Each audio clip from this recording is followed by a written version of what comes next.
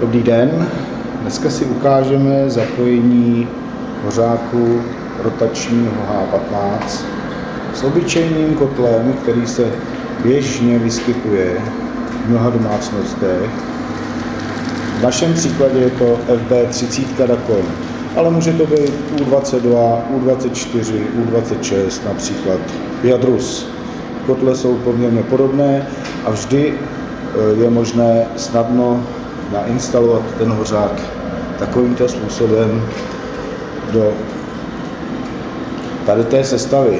Takže první, co tak vyzdíme podezdívku pod kotel musíme zvednout a kotel vlastně nějak jakoby zvlášť neupravujeme, kromě toho, že se vyřízne podlaha. Takže tady vidíte, jak nám hoří vlastně naše zadina. Je tam přidáno mírně semínka z řepky, teda z hořčice.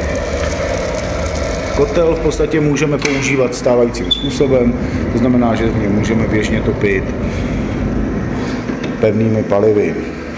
Hořák je nainstalován tak, že je ve spodní části kotle. Samozřejmě, že ho můžeme namontovat do horních dvířek, ale musíme počítat potom s daleko nižší účinností. Ta podezdívka je tam hlavně z toho důvodu, aby byl kam sypán popel z hořáku a aby vlastně se využíval celý kotel, celé těleso kotle. Když se podíváme do zásobníku, vidíme, že opravdu je to zadina, kde je mírně semínka z hořčice. Taková zadina je poměrně běžná, dobře se schání a většinou je za 0 korun.